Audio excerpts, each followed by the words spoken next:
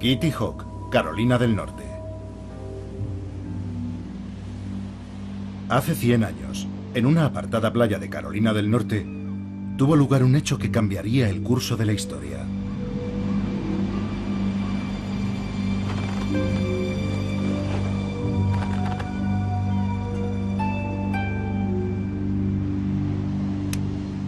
No hubo muchos testigos, tan solo unos cuantos pájaros curiosos y algunos pescadores del lugar. Este es el único documento de ese momento histórico, una única y borrosa fotografía.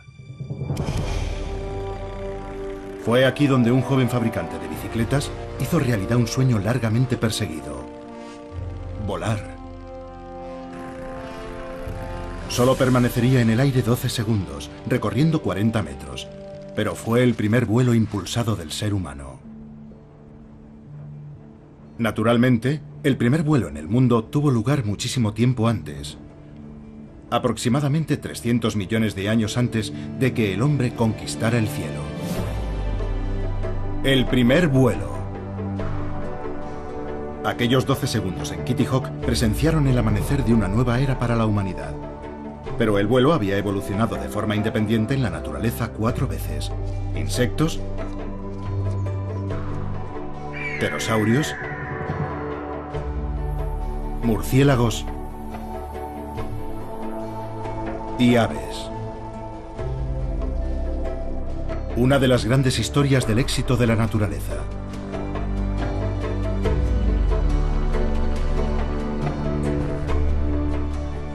Pero ¿cómo son estos diseños naturales, perfeccionados a lo largo de millones de años de evolución, comparados con las máquinas construidas por los humanos? Después de todo, solo hemos tenido un siglo para ponernos al día.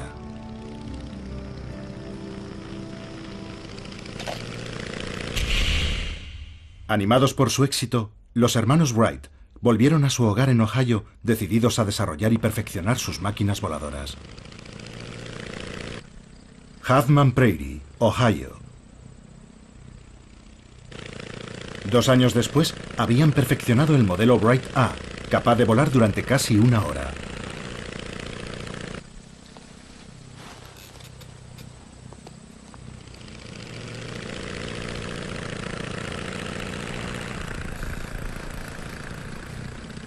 Parte de este éxito se debió a la observación de los diseños naturales para volar. Pero no es tan sencillo. La fotografía de Kitty Hawk no muestra que el primer aparato de los hermanos Wright fuera prácticamente imposible de pilotar.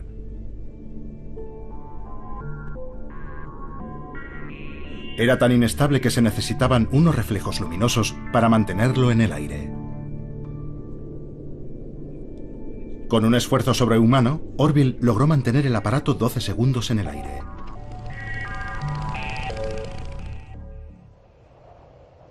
Control y estabilidad. La naturaleza también tuvo que superar los mismos problemas. Las aves tienen que reaccionar a los constantes golpes de viento con millares de diminutas correcciones en su vuelo. Pero tras millones de años, la evolución perfeccionó unos reflejos que nosotros nunca podremos igualar. Los reflejos de estos tordos alirrojos son tan veloces que, cuando un pájaro gira, todos los demás reaccionan al instante y la bandada se mueve al unísono.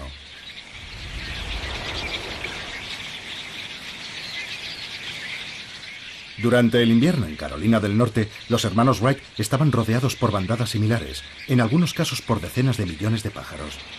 Tanta maestría en el vuelo debió parecerle un acto de presunción a Orville y Wilbur. Ellos apenas conseguían volar en línea recta unos segundos.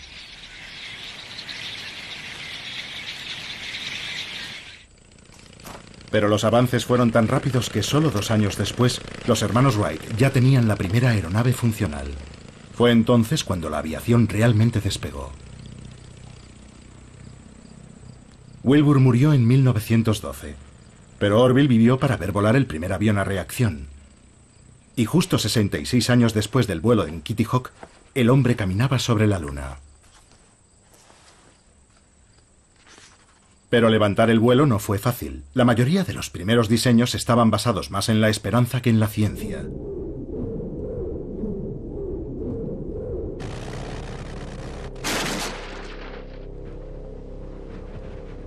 El gran error fue intentar imitar a la naturaleza. Parecía el camino evidente. El batir de alas es perfecto para las aves. Pero por ingeniosas que fueran, estas máquinas nunca volarían.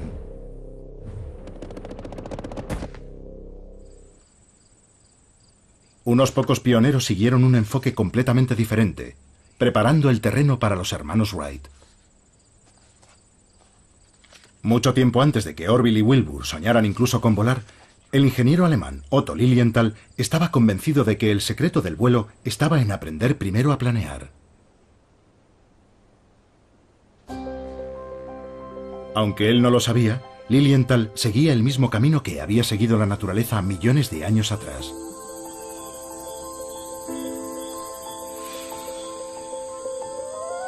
Los animales planeadores recorren largas distancias velozmente sin usar mucha energía.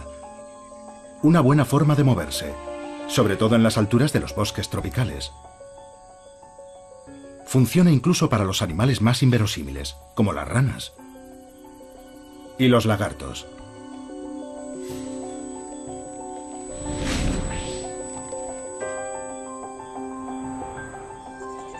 La rana voladora de Wallace tiene unas enormes patas palmeadas que funcionan como una mezcla de planeador y paracaídas.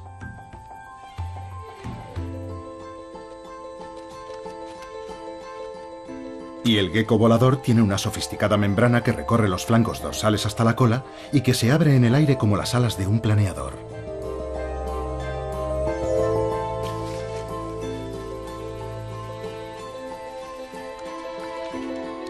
Pero fueron los mamíferos los que realmente adoptaron la vida como planeadores.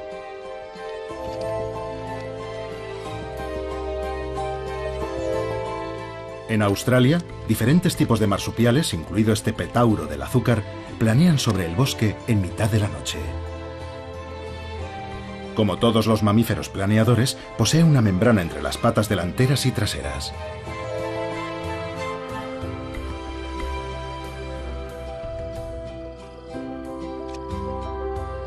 Agitando esa membrana y usando la cola como timón, un petauro del azúcar puede llegar hasta un árbol situado a 100 metros de distancia. La mayoría de los científicos coinciden que hace aproximadamente 60 millones de años, un animal planeador similar desarrolló la capacidad de volar, el primer murciélago. Lilienthal desconocía cómo habían evolucionado los murciélagos, pero siguió el mismo camino. Primero, aprender a planear, algo a lo que se dedicó con entusiasmo. Lichterfelde, Alemania, 1896. Lilienthal diseñó 16 planeadores diferentes y realizó un número extraordinario de vuelos, más de 2000. Pero solo podía dirigir sus planeadores moviendo las piernas de un lado a otro.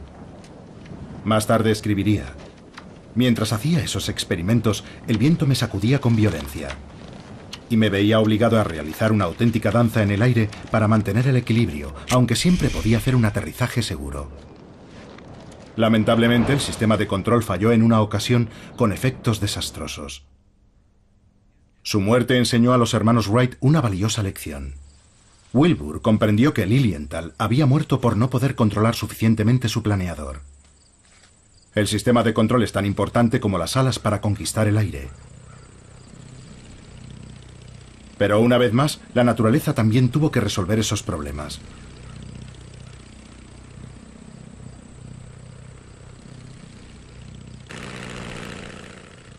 En Ohio, el cielo estaba lleno de maestros del planeo controlado. Los buitres cabecirrojos. Sus alas son muy largas en relación a su peso.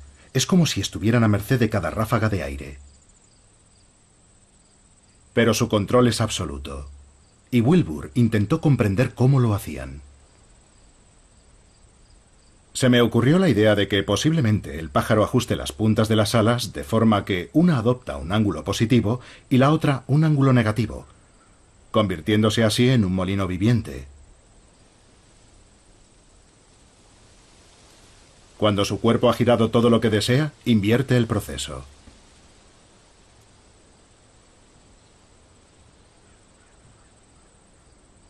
Estas observaciones inspiraron a los Wright la idea para su sistema de control, denominado torsión del ala. Actualmente los aviones no se controlan así y el sistema era muy inestable en los primeros diseños. Pero pocos años después, la torsión del ala significó poder volar con estilo. Un complejo sistema de cables conectados a la columna central de control tensaba y retorcía las alas, dirigiendo el avión hacia la izquierda y la derecha. Y delante, un grupo de timones de profundidad levantaba o bajaba el morro del avión.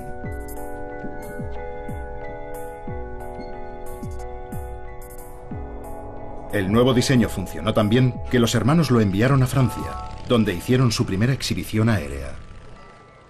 Le Mans, Francia, 1908.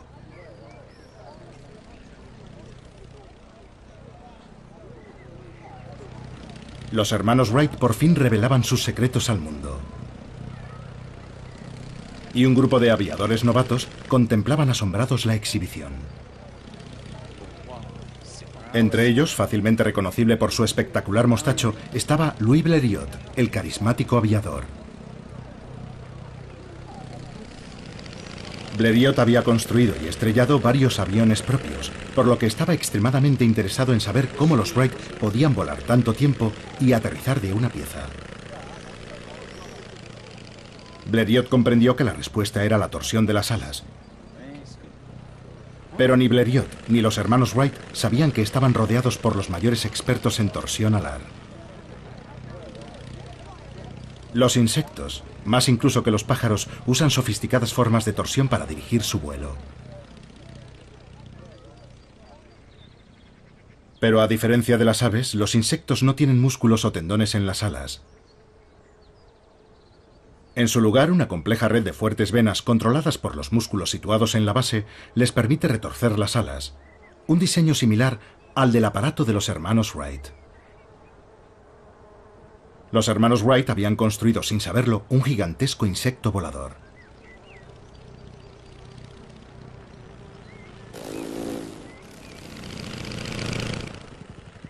Las libélulas poseen las alas más complejas de la naturaleza. Pero libélulas como esta ya volaban 300 millones de años antes que los hermanos Wright. Y eran las reinas del aire. Volando hacia adelante, hacia atrás o en vertical, las libélulas pasan la mayor parte de sus vidas en el aire. Algunas incluso ponen sus huevos volando.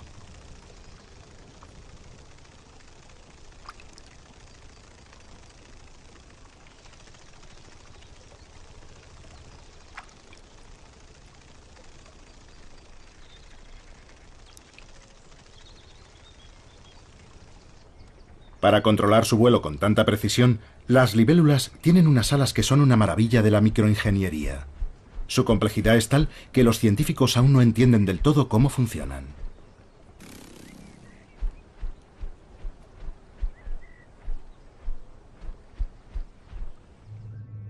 Es mucho más sencillo observar la torsión del ala en otros insectos. Cuando la langosta bate sus alas hacia abajo, éstas se curvan automáticamente, como un paraguas. Esa forma tensa la curvatura cuando el ala desciende, convirtiéndola en un plano aerodinámico rígido. Pero también se aplana y alabea al ascender, de forma que el ala ofrece menos resistencia al aire.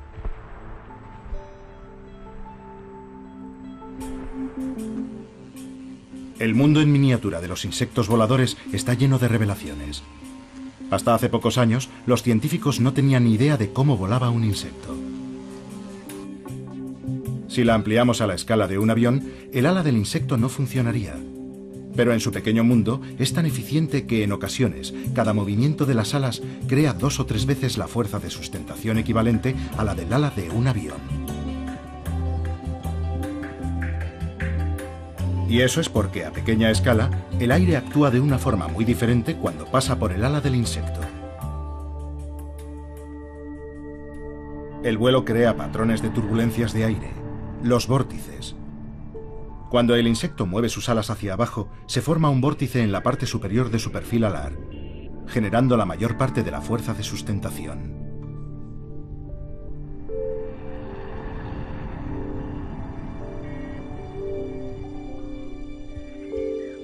El vuelo permitió a los insectos conquistar el mundo, colonizando nuevos y lejanos territorios.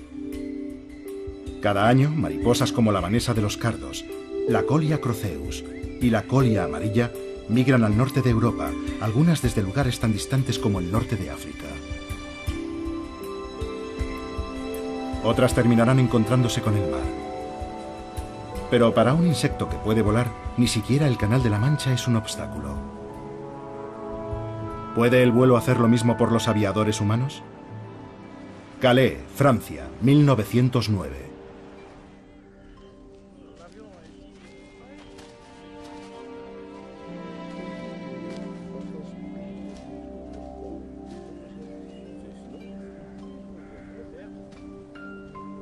El Daily Mail había ofrecido una recompensa de 1000 libras al primer piloto lo bastante valiente o loco para cruzar volando el canal. Un reto irresistible para Louis Blériot. El día no empezó muy bien. Poco después del amanecer, Blériot se acercaba a su avión cojeando. Se había quemado un pie con el tubo de escape en un vuelo de prueba.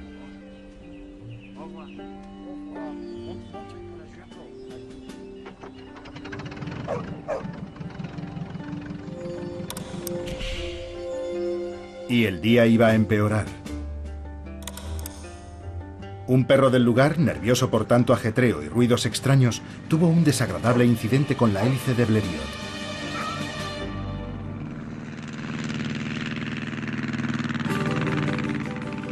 El avión salió mucho mejor parado que el perro.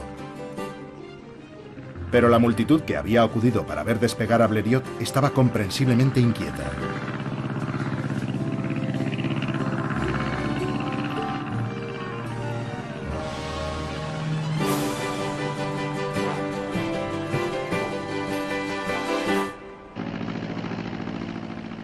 Blériot apuntó su frágil nave hacia Dover.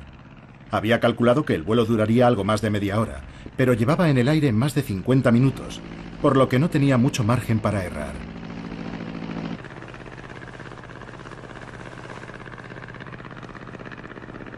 El canal es una ruta aérea muy transitada las mañanas cálidas de verano. Muchas mariposas no sobreviven al frío invierno británico, pero volar significa que nuevas emigrantes llegan cada año para recolonizar las islas británicas. Los viajeros de larga distancia necesitan saber con precisión a dónde van. Los insectos usan el sol y el momento del día para trazar su rumbo.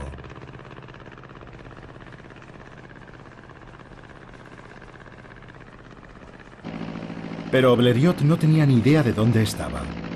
Ni siquiera había visto nunca esa parte de la costa inglesa y no llevaba brújula a bordo. Lo único que tenía era una postal, enviada desde Dover por Charles Fontaine, un periodista francés, marcándole el mejor sitio para cruzar el acantilado. Blériot tenía un plan B o algo parecido. Fontaine le esperaría en el acantilado, agitando una enorme bandera francesa. Blériot alcanzó la costa inglesa más por suerte que por destreza. Más tarde recordaría. De repente, en el borde del acantilado, vi a un hombre agitando desesperadamente la tricolor, completamente solo en mitad del campo. No maniobré. Más bien me lancé hacia tierra. Apagué el motor a 20 metros. Ahora todo estaba en manos de la suerte.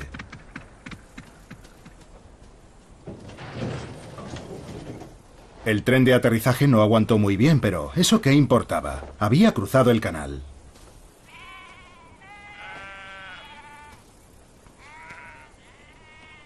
Cruzar el canal con el aeroplano más o menos entero era una gran proeza. Pero la hazaña es aún mucho más impresionante para una delicada mariposa de 5 centímetros de envergadura. A pesar de ello, cada año miles de mariposas hacen el mismo viaje, algunas incluso desde mucho más lejos. En Norteamérica, cuando se acerca el otoño, las mariposas monarca inician un viaje épico al sur. Las que salen desde el sur de Canadá volarán más de 3000 kilómetros para llegar a algún bosque en las laderas de las montañas de Sierra Madre, México.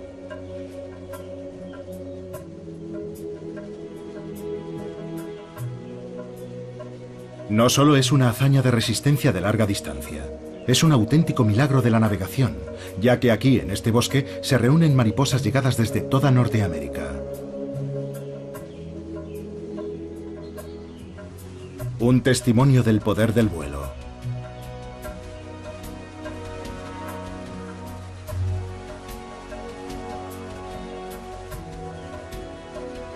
Volar es una forma muy eficaz de recorrer largas distancias, y no solo para los animales y los aviadores. Algunas plantas han evolucionado de forma que sus semillas se alejan planeando de su árbol originario. La semilla planeadora perfecta pertenece al llamado, aunque suene inverosímil, pepino volador, Alsomitra macrocarpa, una cucurbitácea trepadora de los bosques tropicales del sudeste asiático. El planeo de estas semillas de 5 centímetros es tan espectacular que inspiró al diseñador austríaco Igo Etrich.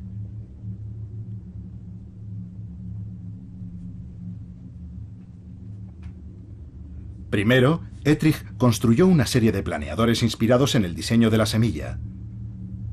Después diseñó un avión con la esperanza de mantener al Imperio austrohúngaro en la carrera por la conquista del aire. Pero el nombre de su avión, Taube, paloma, recuerda su forma de ave, y no la de la extraña semilla que lo inspiró. Etrich estaba preparado para hacer volar su original diseño justo un año después de que Blériot cruzara el Canal de la Mancha. Wiener Neustadt, Austria, 1910. Etrich demostró la navegabilidad del avión sobrevolando Viena a 300 metros de altura.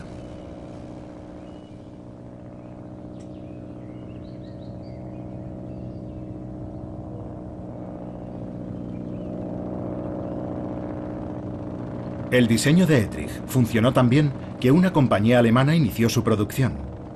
Y en uno de los momentos más irónicos de la aviación, la paloma, el símbolo de la paz, se convirtió en el primer avión utilizado para lanzar bombas. Porque Europa estaba en guerra. Norte de Francia, 1917.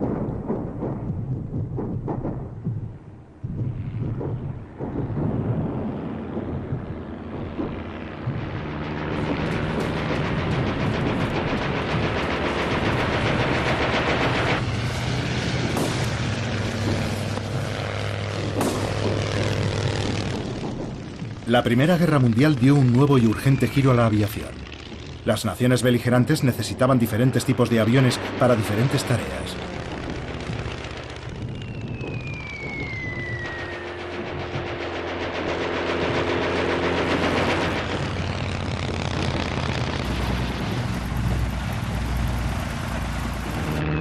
El Fokker DR-1 alemán tenía 3 alas cortas dispuestas unas encima de otras. Equivalían a una única y larga ala. Pero al ser más cortas lo hacían más ágil y maniobrable.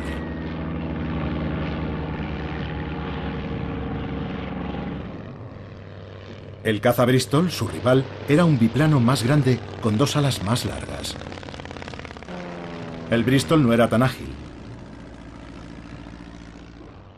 pero 2 alas producen menos fricción, por lo que era más rápido. Cambiaba maniobrabilidad por velocidad. La naturaleza también tiene que elegir. Los diferentes voladores evolucionaron para diferentes tareas en el aire. La naturaleza también ha desarrollado formas eficaces para matar.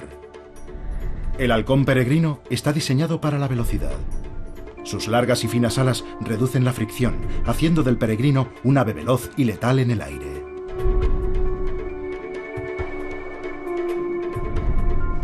Caza a otras aves en vuelo, y en las costas de Europa, su presa favorita es la paloma.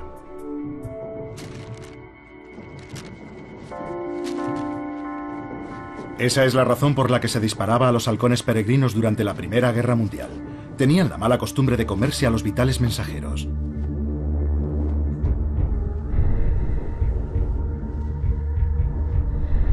Pero cazar y matar exige algo más que un diseño elegante. Tanto el peregrino como el piloto necesitan una táctica. En el combate cuerpo a cuerpo, el caza Bristol no tenía ninguna posibilidad de superar al Fokker. Pero en un combate aéreo como como este, la altura da ventaja al cazador.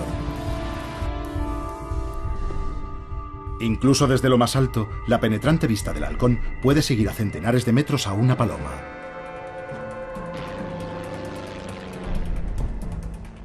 Y tanto el piloto como el halcón intentarán aprovechar el resplandor del sol para deslumbrar a sus presas.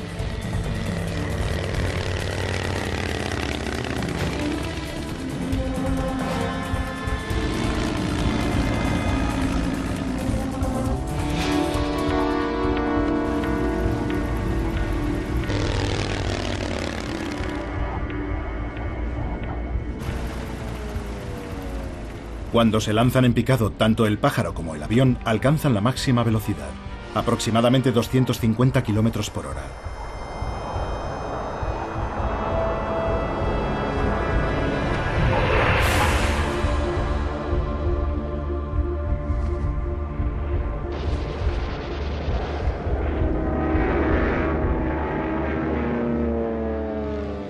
En la naturaleza, los depredadores maniobran a todas las escalas. Estos ojos de alienígena son eficaces y letales detectores de movimiento que escudriñan los arbustos del desierto del oeste americano en busca de cualquier cosa pequeña con alas.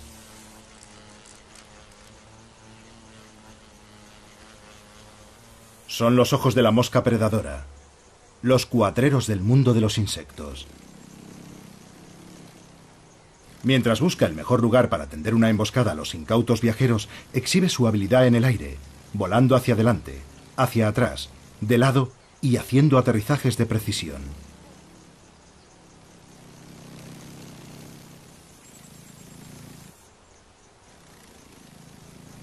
¿Qué convierte a las moscas predadoras en tan hábiles voladoras? La razón en parte está en su herencia como moscas. Las moscas solo usan un par de alas, las delanteras. Las alas traseras han quedado reducidas a dos pequeñas mazas, los halterios.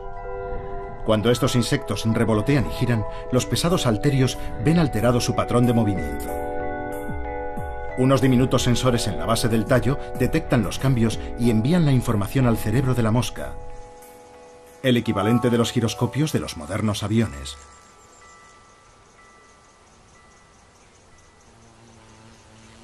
Las moscas predadoras usan esta tecnología para hacer vuelos cortos y rápidos de una precisión letal.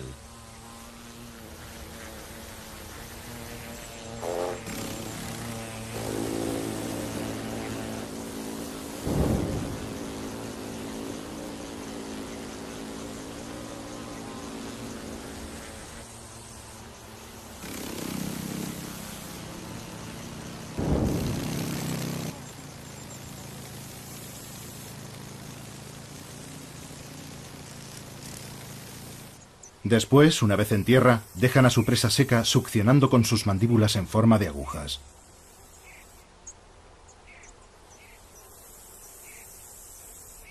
Son tan rápidas que son capaces hasta de capturar a un saltamontes en mitad de un salto.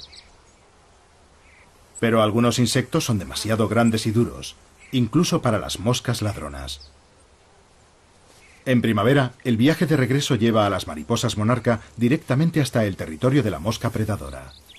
Son las mismas mariposas que volaron al sur el año pasado, pero no volverán volando directamente a casa. Se detendrán para reproducirse, dejando sus huevos en las plantas de Asclepia.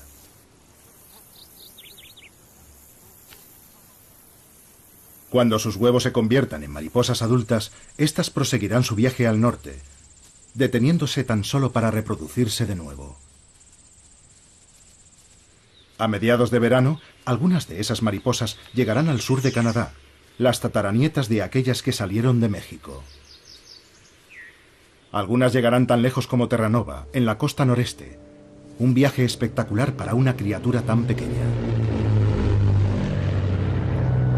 Tan solo 16 años después del primer vuelo, los aviadores estaban preparados para su primer vuelo de larga distancia.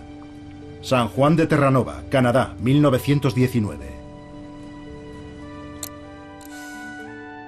Dos pilotos británicos, el capitán John Alcock y el teniente Arthur Brown, estaban a punto de enfrentarse a 3.000 amedrentadores kilómetros de océano Atlántico.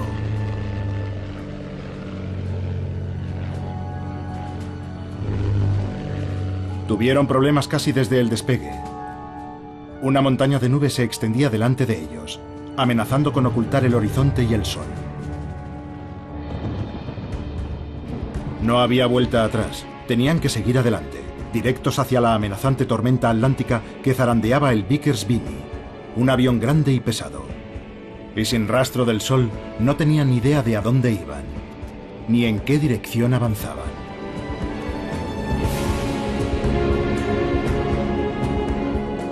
Y ellos no eran los únicos.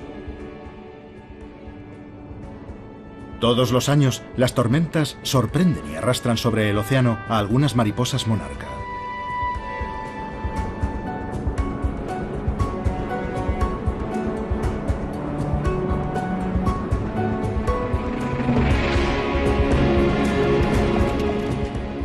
Perdidos en la tormenta, Alcock y Brown buscan desesperadamente un rayo de sol. Pero está anocheciendo.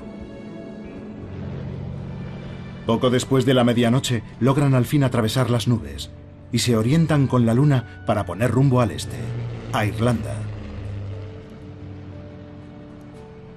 Travesía aérea atlántica, triunfo glorioso.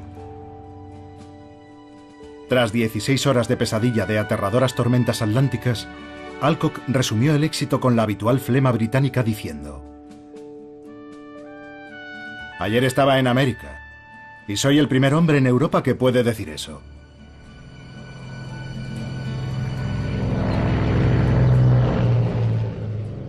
Su maltrecho avión se dirigió a lo que parecía un prado llano.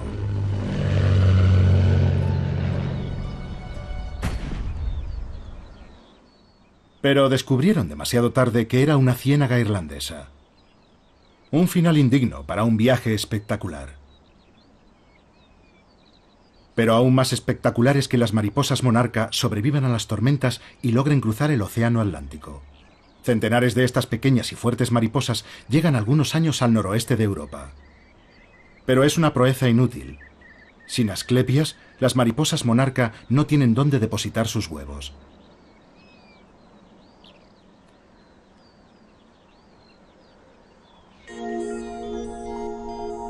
El Vimy, el avión de Alcock y Brown, era un bombardero de la Primera Guerra Mundial reconvertido. Un avión grande para su época.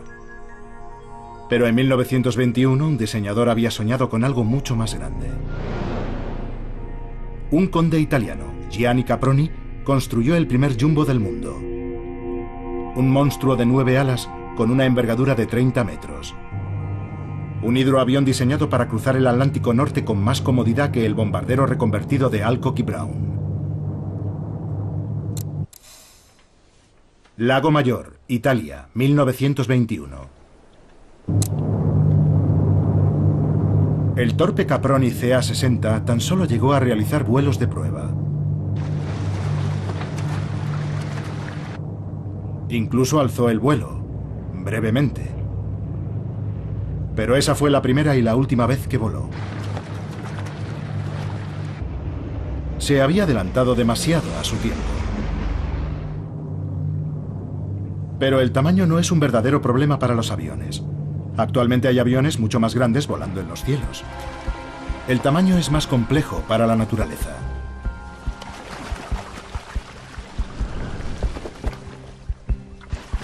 Cuanto mayor es un avión, más potencia necesita. Por eso los ingenieros hacen motores más potentes y eficientes.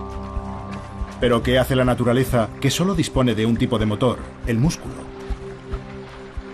Y la cantidad de potencia que puede generar el músculo es limitada. Los músculos no pueden crecer para compensar el aumento de peso de las grandes aves, razón por la que el vuelo impulsado tiene un límite de peso máximo. Y el cisne blanco está muy cerca de ese límite. El despegue es lo que requiere más fuerza. Por eso el cisne tiene tantas dificultades para alzar el vuelo. Pero en cuanto alcanza la velocidad suficiente, la fuerza de empuje hacia adelante presiona el aire sobre las alas, generando la fuerza suficiente para mantenerlo en el aire. Una vez en el aire, los cisnes pueden hacer viajes asombrosos. Los cisnes cantores son los viajeros de largas distancias más pesados. Todas las primaveras dejan las islas británicas para viajar 1000 kilómetros sin paradas hasta Islandia.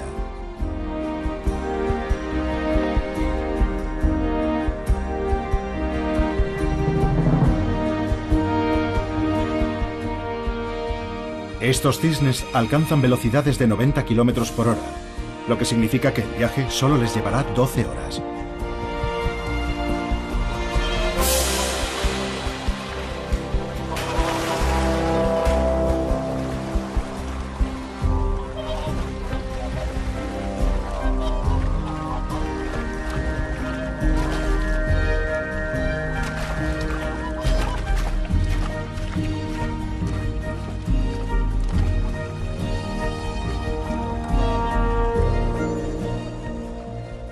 El tamaño determina lo que un animal puede hacer en el aire.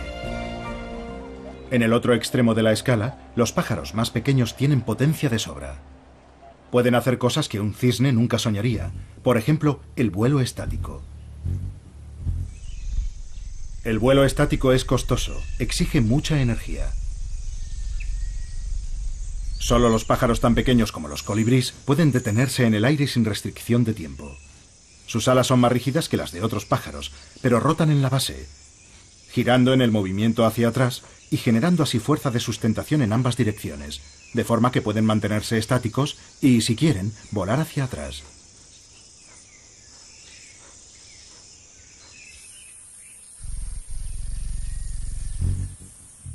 Los colibríes controlan el vuelo de tal manera que incluso construyen sus nidos en el aire, envolviéndolos con tela de araña sin romper el hilo.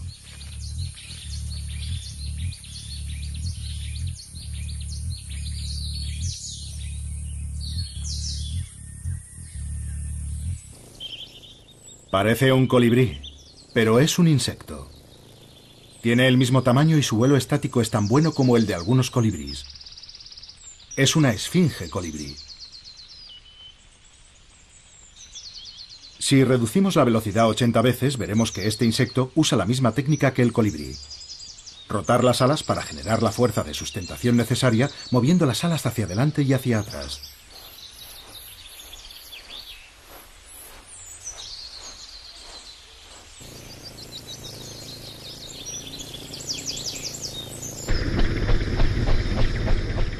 Las alas del helicóptero son las aspas del rotor.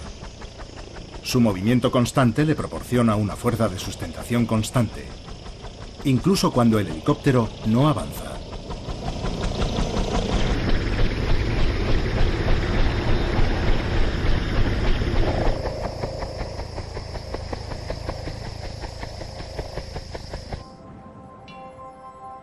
A comienzos de 1930, la ingeniería aeronáutica estaba lo bastante avanzada para que los aviadores se embarcaran en aventuras aún más atrevidas y peligrosas. Norte de la India, 1933. En la primavera de 1933, dos biplanos Westland despegan en el norte de la India, en un osado intento de sobrevolar el Everest a 10.000 metros de altitud.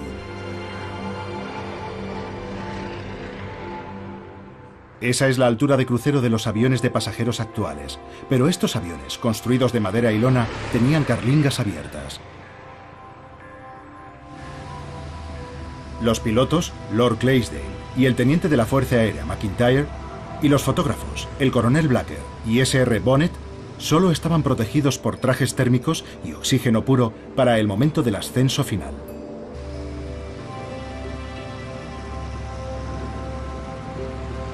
Su objetivo era fotografiar ese territorio inexplorado. Pero la única forma de hacer buenas fotografías era que el fotógrafo se asomara fuera del aeroplano.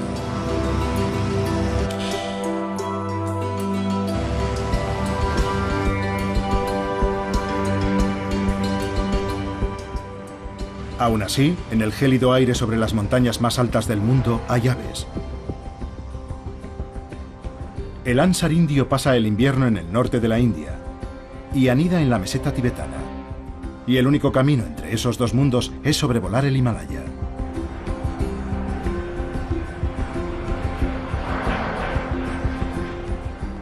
Estos gansos alcanzan alturas de 9.000 metros. Y al igual que los modernos aviones de pasajeros, a menudo aprovechan la corriente, completando el viaje de 1000 kilómetros en menos de un día. Los dos aeroplanos esquivaron la cumbre del Everest por unos cientos de metros. Pero mientras lo hacían, el tubo del oxígeno de Bonnet se rompió. A esas alturas, el aire contiene la tercera parte de oxígeno que al nivel del mar. Rápidamente Bonnet sintió que desfallecía con dolores agudos de estómago y mareos.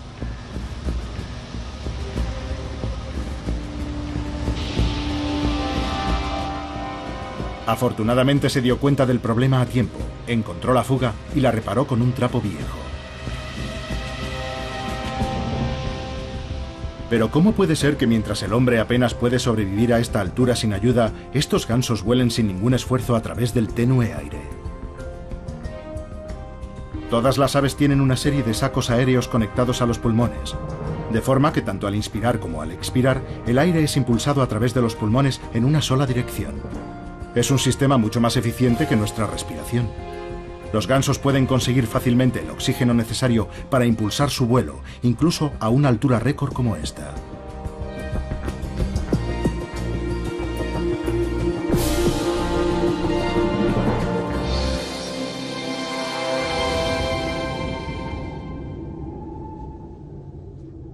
La mayor diversidad de voladores de la naturaleza se encuentra entre los insectos. Los insectos fueron los primeros en conquistar el aire y por eso tuvieron más tiempo para evolucionar. Actualmente existirán unos 30 millones de diferentes especies de insectos y la mayoría de ellas pueden volar.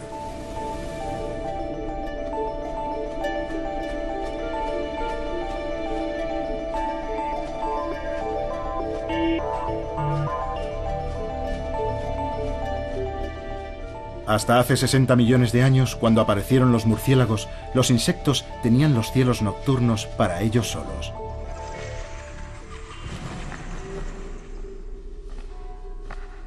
El refugio de la oscuridad llegó a su fin cuando los murciélagos desarrollaron un detector de insectos de eficacia letal, el sonar.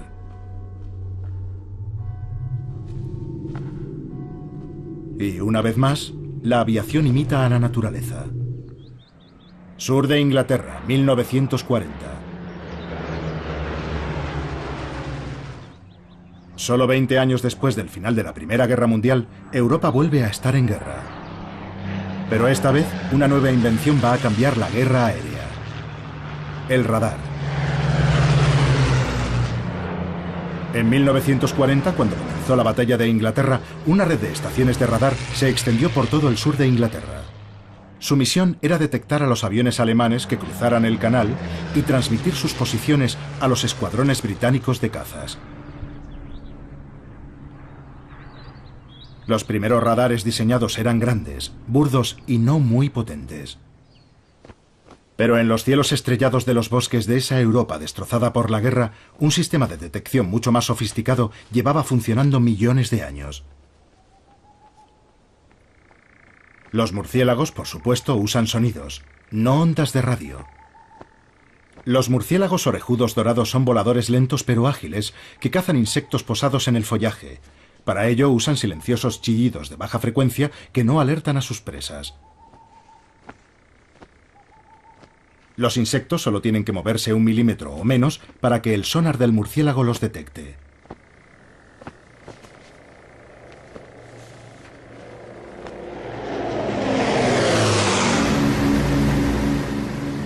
La urgencia de la guerra llevó a los científicos a experimentar con diferentes diseños de radares. El radar H2S era lo bastante pequeño para poder ser instalado en un avión y era capaz de detectar submarinos en aguas poco profundas.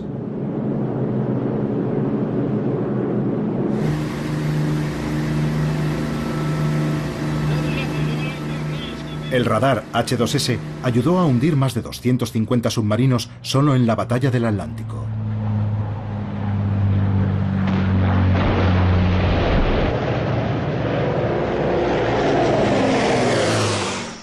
Pero la naturaleza ya tenía su propio sonar aire-superficie.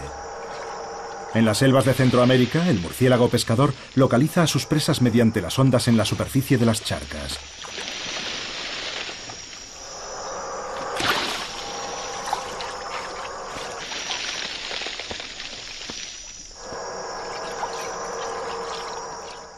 Tanto la guerra como la evolución son una carrera armamentística, un ciclo incesante de medidas y contramedidas. Los radares alemanes no tardaron mucho tiempo en detectar a los bombarderos aliados. En respuesta, los bombarderos lanzaban señuelos, láminas de metal del tamaño adecuado para dispersar y confundir a los radares alemanes sin alterar sus propios radares.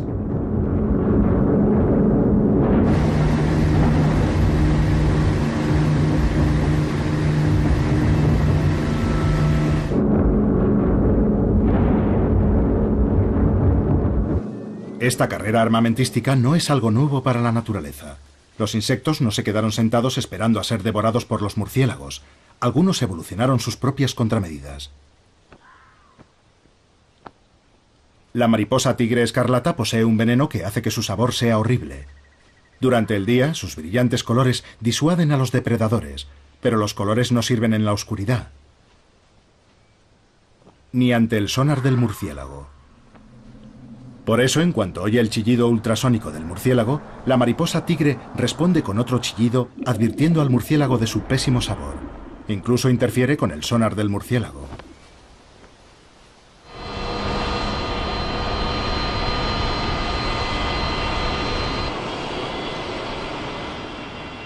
Hoy, un siglo después del primer vuelo, los aviones están por todas partes. Han recorrido un largo camino desde los primeros aparatos desvencijados. Los ordenadores de a bordo dirigen las complejas superficies de mando, reaccionando instantáneamente para estabilizar el avión. Igual que el cerebro de un pájaro controla sus alas con sus rapidísimos reflejos.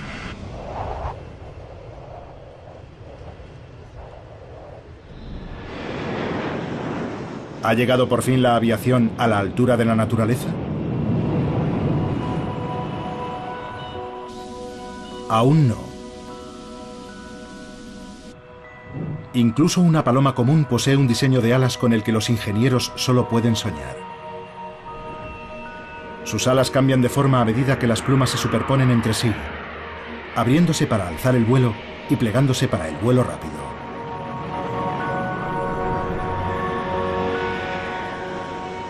Y a diferencia de las alas de un avión, las alas naturales hacen más que proporcionar fuerza de sustentación. También hacen las veces de motor, generando fuerza de empuje hacia adelante al agitarse.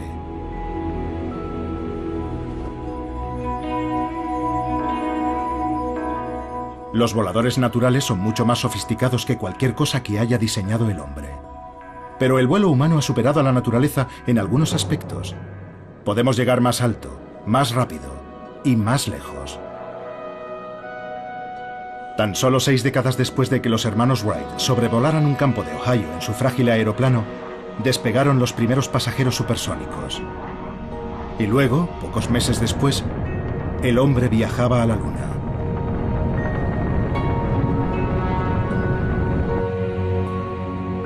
El Apolo 11 llevaba una pequeña pieza del aparato original de los hermanos Wright. Su primer vuelo solo fue de 40 metros. Pero su último viaje, 64 años después, fue un viaje de ida y vuelta de casi 1 millón de kilómetros. Si hemos llegado tan lejos en 100 años, ¿qué podemos conseguir en el futuro? ¿Aún más alto? ¿Más rápido? ¿Más lejos? Esa habría sido la respuesta hace solo una década. Pero ahora, los ingenieros aeronáuticos comprenden la importancia de algo que la naturaleza ha practicado durante centenares de millones de años.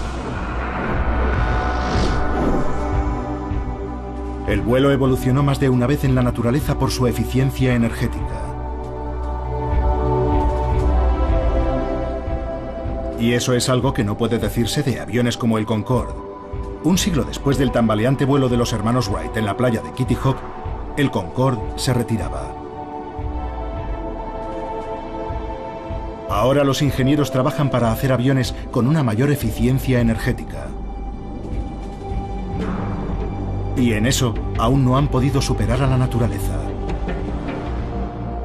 Usando la energía de los vientos del océano Antártico, el Albatros da la vuelta al mundo sin apenas mover las alas. La máxima expresión de un diseño volador eficiente. El Concorde era grandioso y elegante, pero no podía compararse con el resultado de millones de años de evolución. Los primeros voladores originales de la naturaleza.